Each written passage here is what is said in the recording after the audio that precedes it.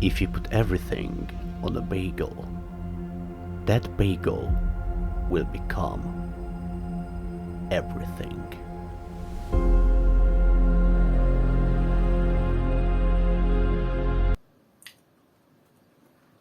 Good day to you. My name is Levi. I'm a casual nerd with an awesome stash, and today I wanted to talk about everything everywhere all at once. But first, intro. This is just a placeholder, 'cause I got no intro yet.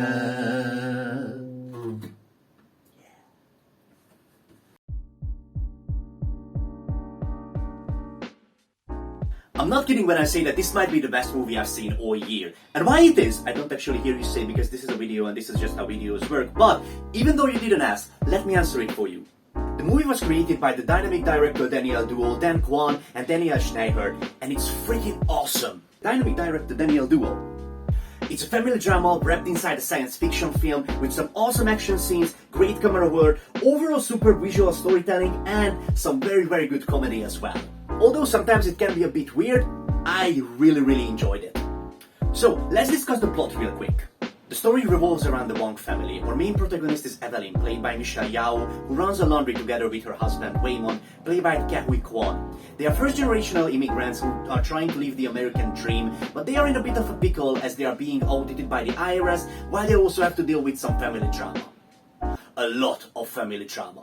Right in the first scene we can see that Evelyn is not in a happy spot. She's under a lot of pressure as her personal and professional life seem to be collapsing. She's full of regrets and she's not happy with her marriage. And we later find out that Waymond is about to file for divorce, but he's actually doing it out of love, which is going to be important.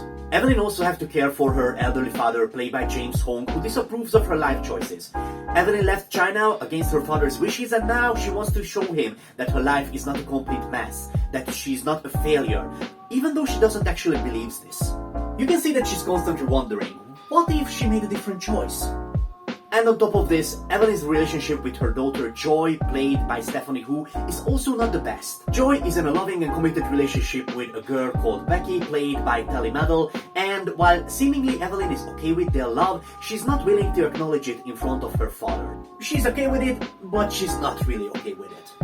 And it's just so obvious that Joy wants her mother's approval just as much as Evelyn wants her father's approval.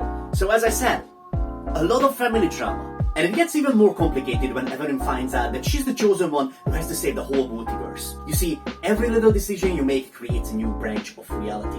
Everything that could have happened actually happened, and everything that can happen is happening right now, in a different life, in a different universe. Infinite possibilities, infinite universes. In one, you run a laundry, in another one, you're a famous movie star, or just a bunch of rocks, or a piñata. And there's even a universe when people evolve to have hot dogs instead of fingers, but they are very good with their feet. So, what I'm trying to say is that there's some feet stuff in this movie. I'm not sure if you're into it. We learn this from an alternate version of Waymond who comes from the Alphaverse, and he basically tells Evelyn that she needs to stop Yobo Tupaki.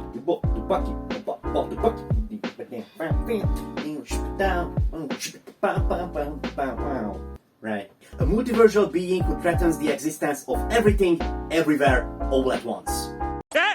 He said it! He said it! And the way the movie presents multiversal travel is actually pretty hilarious. To be able to travel between your alternate selves in the multiverse, you basically need to do some random bullshit. I tried to set it better, but no, you just need to do some random bullshit. Alpha Raymond basically explains that by doing random stuff, you trigger the possibility of an alternate self of yours. And you are able to kind of build a connection, so you can see their memories, see their lives, and even use their skills and abilities. So if there's a version of you somewhere in the multiverse who's really good at Kung Fu, by doing some random stuff, you can be pretty good at Kung Fu as well. There is an algorithm that tells you what you need to do to get this specific ability that you are looking for. It's a bit complicated, it's a bit of a mess, but it's really funny. They basically use this as a source of comedy. In the movie they call this verse jumping, and Alpha Raymond also explained that this is basically a temporary link between two different versions of yourselves, and you need to be careful with this because if you overdo it, that can threaten the whole multiverse. The way that verse jumping works actually reminds me of dreamwalking from Doctor Strange, and now that I think about it, this movie might be the better Multiverse of Madness. Jamie Lee Curtis, who plays the IRS auditor in the movie, seemed to be agreeing with me because she basically tweeted that this movie is going to out-Marvel every Marvel movie. And as a Marvel fan, I take some issue with this sentence, but I must admit, this movie is marvelous. I'm not even sorry for that pun. Not even a little. Where were we? Oh yeah. Evelyn needs to learn how to utilize verse jumping while she still deals with her initial drama. And as she looks into her alternate life, she starts wondering, what's the point of all of this? If there's a universe for every possibility, then do our decisions even matter? Is there such a thing as free will? What are we in the infinite spectrum of the multiverse? What's the point of life? Do we even matter? Bagel.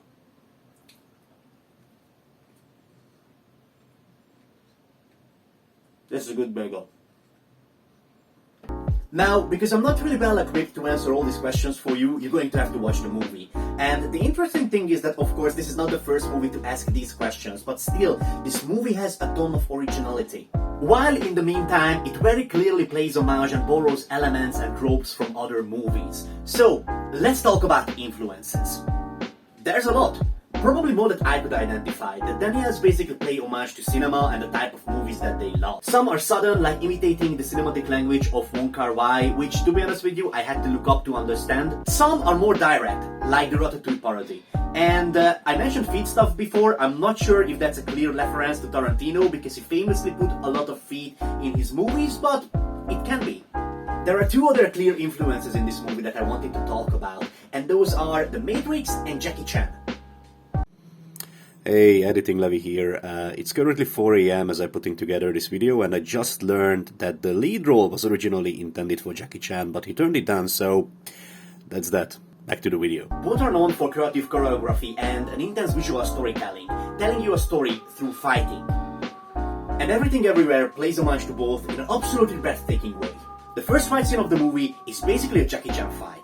Alpha Wayne takes on a few security guards, utilizing his environment, using his fanny pack as a nunchuck, and while I was watching Ke Huy Quan, I actually had the feeling I was watching Jacky Chan in his prime. There's also some very comedic moments in this fight, you know, like in a typical Jacky Chan fight. The camera work is also amazing, not just in the first fight, but throughout the whole movie. It's very dynamic, there's no shaky cam, you can always see what's happening, even when they are jumping through multiverses mid-fight, and really, it's just a pleasure to watch. There's also a butt plug fight scene in this movie, which I guess we're gonna have to talk about right now. So, you know that movie trope when two characters having a fist fight and there's a gun somewhere in the room, so both of them trying to reach the gun so they can end the other's life in a quick and humane fashion? There's a fight like this in this movie, but they are fighting for a butt plug. And this is because of verse jumping. They need the butt plug to be able to verse jump because of random shit. So, when they reach it, it goes in. Well, this movie basically have butt stuff and feet stuff. No wonder I'm into it so much. Anyway, in the final fight scene of the movie, Evelyn has her Neo moment, stopping bullets and kicking ass in a very Matrixy way. Throughout the whole movie, there's a lot of slow-mo and some bullet point action as well. It's used very tastefully, it never really feels like a rip-off and it never feels overdone either. However, towards the end of the movie, I felt a little exhausted, but it was a good kind of exhaustion. Like, I don't have more breath for you to take away, movie. Stop it! Stop it, I can't breathe! There's a lot of emotion in the final fight scene as we approach the end of the movie, and it's just beautiful. And talking about the end, let's just briefly discuss the conclusion of the movie without any spoilers. Now, leaving the cinema, a rather strange thing happened to me. A group of people just stopped to discuss the movie, a bunch of strangers, and they also asked my opinion as well. I go to the cinema 2 or 3 times a week, but this never really happened before, and we had a really good conversation. One person said that for him it was an unconventional love story between a mother and a daughter, and I kinda agree with that, but for me it was more like how love functions in a family unit. The different forms of love, a love between a father and a daughter, a mother and a daughter, or a husband and a wife. Waymond is actually a key character in the story because his love and optimism is what helps Evelyn to find her way against overwhelming odds. And even when he files for divorce at the beginning of the movie, he basically does that because he loves her wives and he can see that she's not happy in the situation they are in. I told you it's gonna be important later. Overall, the movie has a very positive message. And for me, the main message of this movie is to learn to love and appreciate others for who they are. Don't hang up on the past thinking about what if, as it's never too late to change. So be patient, and above all, be kind. So, that was the end of the movie, and this is the end of this video. I hope you enjoyed it. Please leave a like and subscribe if you did, and tell me in the comments below what have you thought of this movie, the video, or my mustache, or whatever. And with that said, I will play myself out.